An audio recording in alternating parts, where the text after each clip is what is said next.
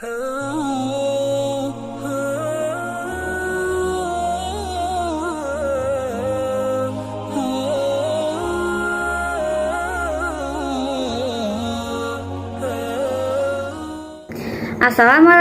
warahmatullahi wabarakatuh.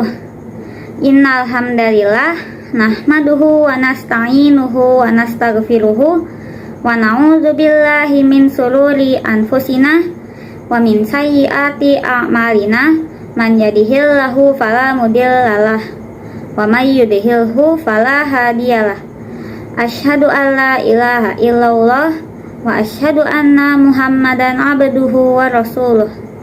Sahabat Gamais, dimanapun Anda berada, pada kesempatan yang baik ini, di bulan Ramadan yang penuh dengan berkah ini, saya akan berbagi ilmu mengenai keutamaan sahur. Semoga bisa bermanfaat bagi kita semua. Di bulan Ramadan, ada amalan yang bisa kita kerjakan, yaitu sahur. Sahur sendiri telah disepakati oleh para ulama, dihukumi sunnah dan bukanlah wajib. Namun, dalam angkat sahur terdapat banyak keutamaan karena dikatakan penuh berkah. Lalu, apa saja keutamaan ada dalam makan sahur? Yang pertama, memenuhi perintah Rasulullah SAW. Keutamaan menaati perintah beliau disebutkan dalam ayat A'udzubillahi minasyaitonirrajim. Man yuti'ir rasulah faqad ata'allah. Barang siapa yang menaati Rasul itu, maka sesungguhnya ia telah menaati Allah. Dan barang siapa yang berpaling dari ketaatan itu, maka kami tidak mengutusmu untuk menjadi pemelihara bagi mereka. Quran Surat An-Nisa ayat 80. Yang kedua, kita mendapatkan keberkahan dari Allah Subhanahu wa Ta'ala.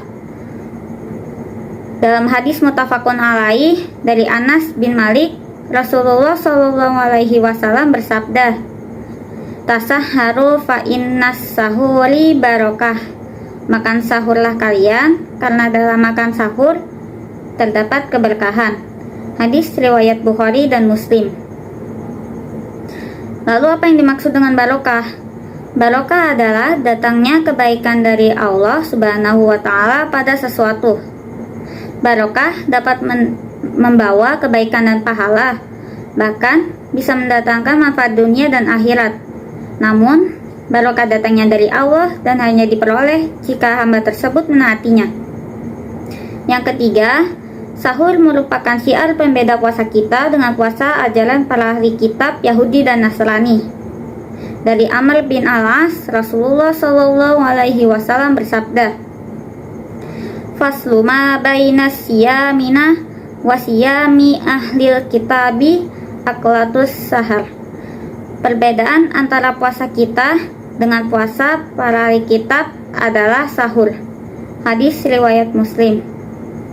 Rasulullah sangat menekankan kita untuk membedakan diri dari ajaran para ahli kitab.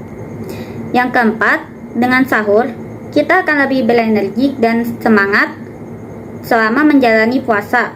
Beda halnya dengan orang yang tidak makan sahur. Dari Imam Nawawi rahimahullah berkata, barokah makan sahur amat jelas, yaitu menguat dan menambah semangat bagi orang yang berpuasa. Sahih Muslim. Jadi, puasa bukan merupakan suatu alasan untuk kita untuk bermalas-malasan. Justru, di bulan Ramadan ini kita harus lebih banyak beribadah. Bahkan Rasulullah pernah berperang di saat bulan Ramadan.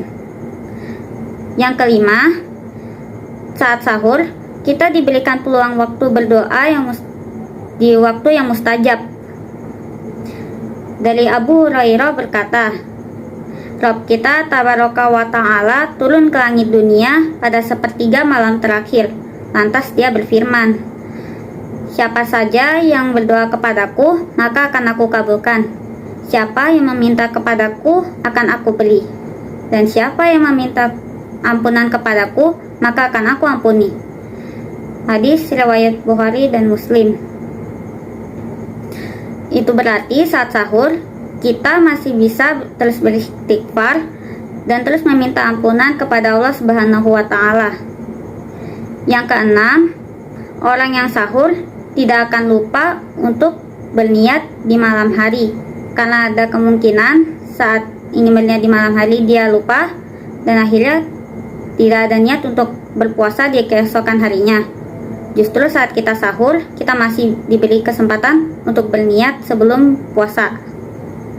Lalu yang ketujuh, orang yang sahur pasti akan bisa menjawab azan subuh dan mendapati sholat subuh di waktunya dan secara berjamaah, yang tentunya ini adalah sebuah kebaikan.